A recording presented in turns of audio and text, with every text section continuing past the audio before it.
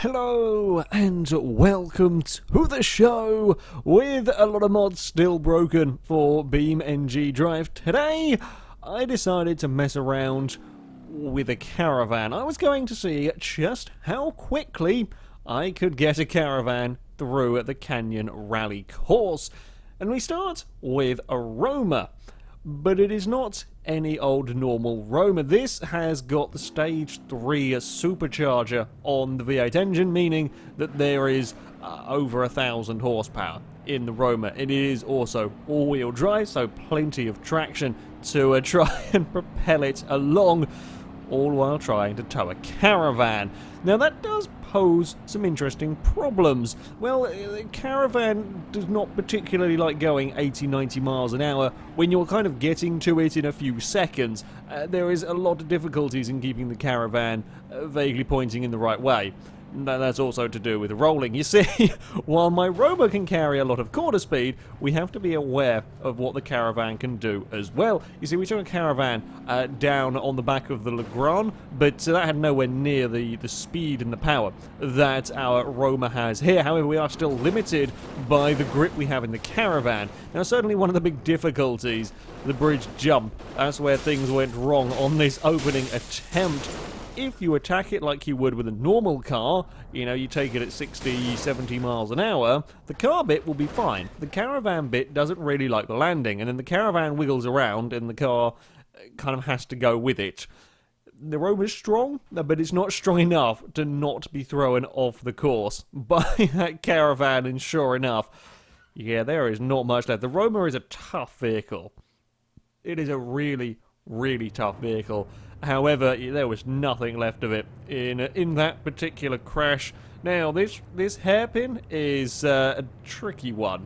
When the caravan, you turn in too sharply, and the caravan rolls. You try and take too much speed, and the caravan will tumble. Now the caravan does disintegrate in a very, very satisfying way.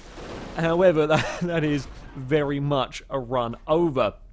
Like I said last time, Roma is a tough car, and that crash, while it looked nasty, a lot of the force actually went into disintegrating the caravan and crushing the back of the car. The front, where all the important stuff is on the Roma, was fine. Amazingly, still perfectly drivable, and in fact, there's only a slightly buckled up front wheel, you can see there on the left-hand side, that was actually causing the car issues, despite a huge amount of damage. By far the most difficult place, though, was the bridge jump. I had issues when I tried to take the trailer down, or the caravan on the back of the Legrand, and it was still having issues here as we bounce around. The caravan actually came apart it sort of cleanly came off the back, and I love how the bath and toilet are the only two things left there. Just those two. Everything else has gone. Has got a miss, run a little bit too wide across the crest at turn 1, and the sign will happily take outside of the caravan, and then it's such a satisfying crash, that one in particular. Just bits of caravan. I mean, not that I particularly was wanting to crash. I knew it was going to happen, and if it's going to happen, we might as well have a satisfying caravan destruction. And that one, I think, perhaps out of all of the crashes, was just the most satisfying, the way it fell apart as we hit the crash barrier and out of the hairpin, tried to get on the power that little bit too soon. And yeah, that wasn't quite working. Another quite scary part of this course, the speed down this section, because, well, with the power that I have going on available to me in this Roma, we could get up to some serious speeds if I could control it. And that was the difficult part, the caravan often having ideas of its own, and me ending up in a tree. Again, it was a lovely clean break with the trailer. However, yeah, not so good in terms of getting to the finish line.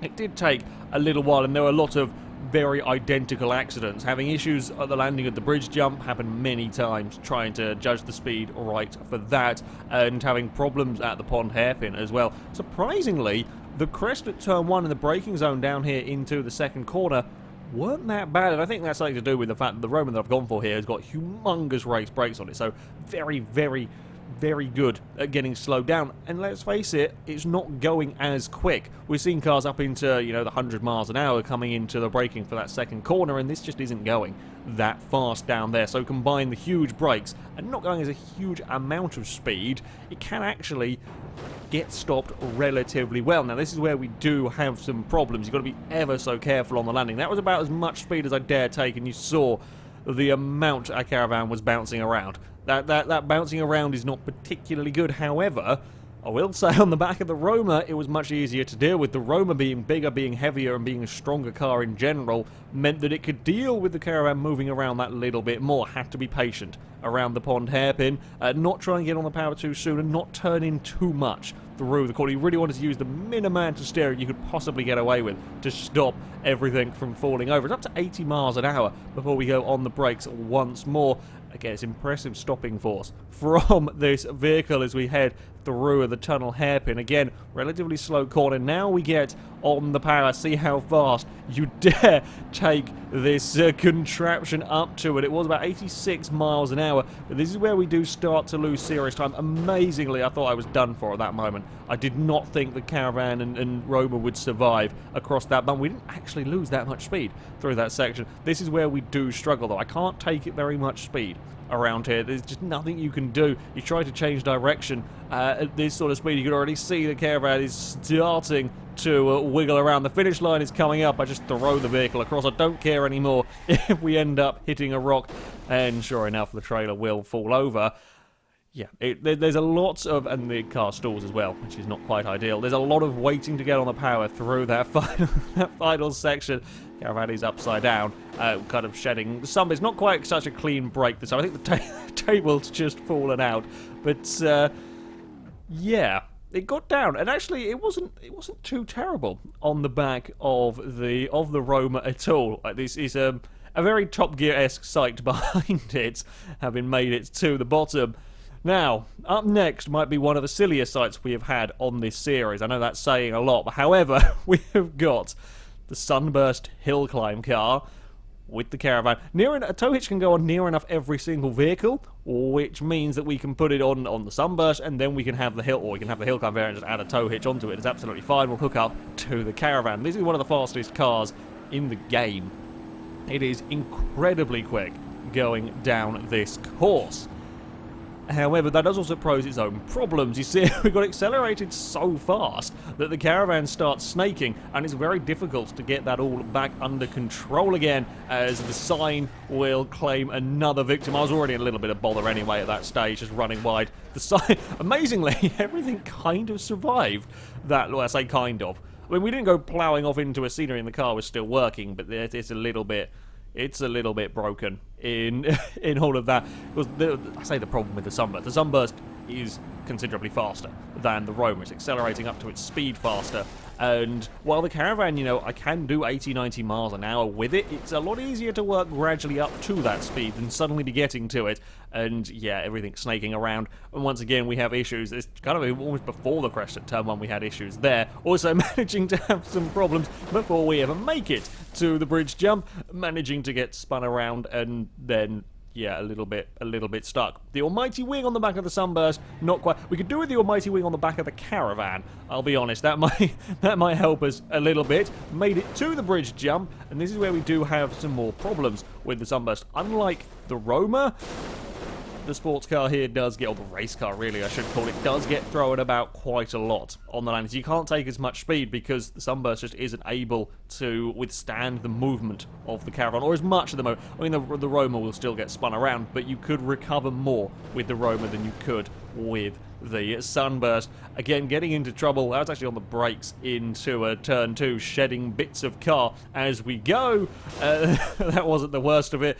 It's just that carrying the speed. At the end of the day, there is a limit. No matter how good my car is that's towing it, there's a limit to what speed I can actually take the Caravan around the corner because it runs out of grip. We're also still having issues.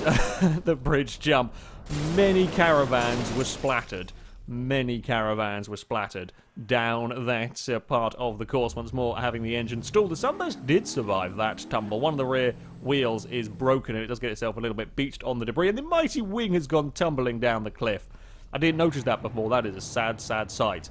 However, there is Caravan destruction, so I guess that kind of makes up for it a little bit. Yeah, again, this was another one. It was taking a bit of time. You'd have to very much sort of learn each section and then try and see what you could get away with out of the next corner, and then have a massive problem as we were already snaking about as I tried to get on the power and trying to bring it back into line. I mean, you could, if you wanted to control that, you'd have to start trying to slow the vehicle down. Now, I'm still wanting to try and get faster runs, so I'm trying to get away without having to slow it down, and it doesn't work. Again, car survived. Car is still working. In fact, the Caravan is relatively in one piece that time around. But, yeah, this section that is normally flat out in everything, when you're trying to accelerate this lot up to speed and trying to make these small changes of direction on a slightly bumpy surface, put all of that together, and this is what you get. A lot of spinning around and bumping into trees and yeah, generally not going particularly well. Sunburst was actually having quite a few problems at that particular section.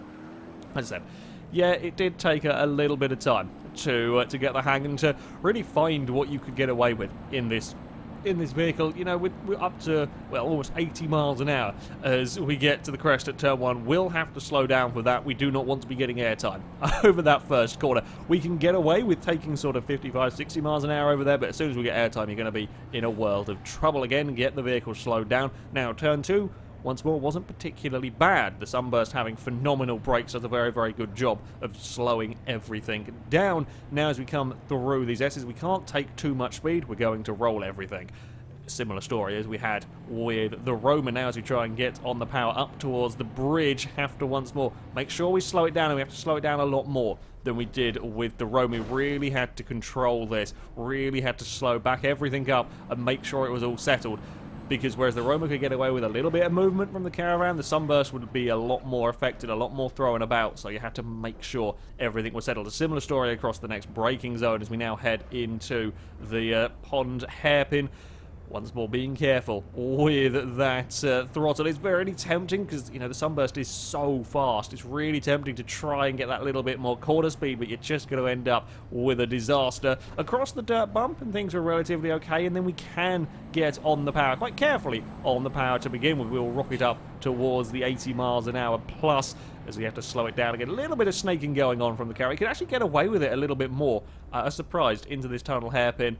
It didn't have too many problems. Again, as surprisingly as it was, you could actually be quite aggressive on the brakes. Didn't have a huge amount of problems in that braking zone. I guess it's slightly downhill, but it's a relatively bump-free braking zone. This is where one of the big issues came with the Sunburst. There's a lot of movement going on with that Caravan behind you. I just can't get on the throttle at all. And whereas you saw with the Roma last time, I ran wide, I hit a bump, and we were still carrying more speed. It's just not quite as stable on the back of this car as we head around towards the final quarter. At this stage, I'm really wanting to put my foot down. We do go for it. We get a little bit of a twitch. We're going to cross the line completely the wrong side. However, it is a cross. It did pass the finish line. It's the first vehicle to roll to the left-hand side of the finish line.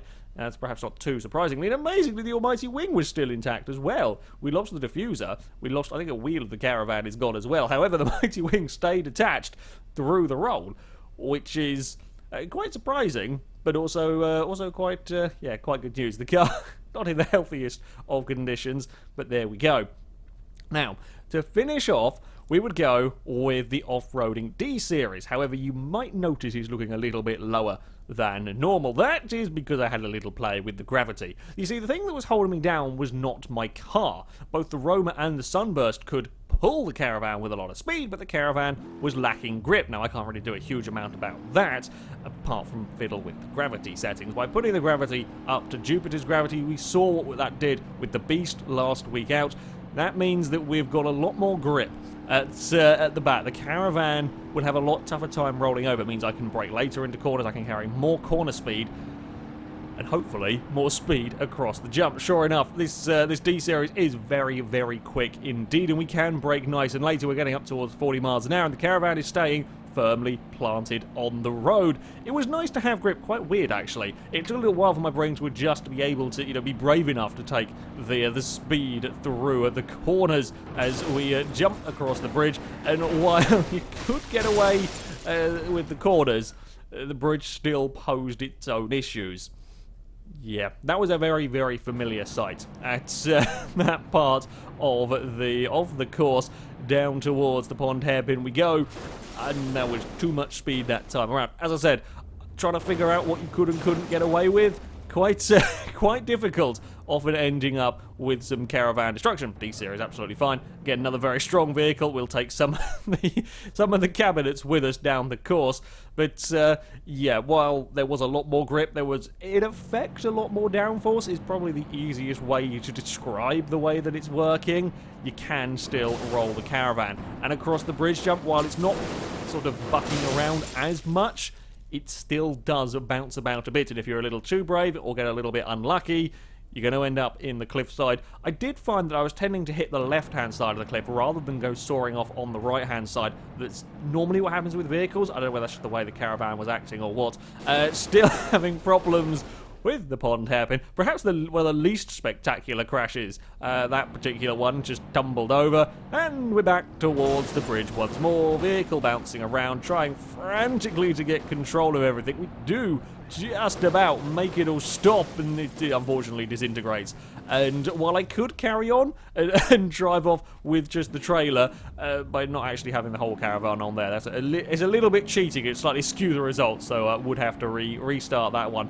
This, as you could imagine, was a little bit easier, simply because I could get away with a lot more speed. Now, you will see me leaving the vehicle in second gear all the way up this hill and buzzing the limiter. There is a reason why I can put it into third, you actually lose speed. The way the gearing is, of course, going uphill when you have the gravity set this high doesn't really tend to work particularly well. So I had to leave it in second. Third gear was too long and actually lost speed. That's why it's buzzing the limiter at that first part. It's 50 miles an hour through the S's. The Caravan bubbles around a little bit. Again, though, I've got a big off-road truck that has got the strength, has got the stability to survive that little bit of movement. We took 50 miles an hour across the bridge jump and got away with up to almost 80 as we break into the next corner. It does, again, once more look like a sped up film. That's genuinely how the thing was driving. I was up to 40 miles an hour around the pond hairpin. Still did have to be mindful, though. Again, I want to take more speed through there, but the Caravan will still tip over. In fact, all of this speed around the corner, you do see that the Caravan is starting to disintegrate a little bit on this ride. I've got a smashed rear window, one of the tail lights is gone. It's slightly buckled at the side. It didn't, though, completely fall off the trailer, so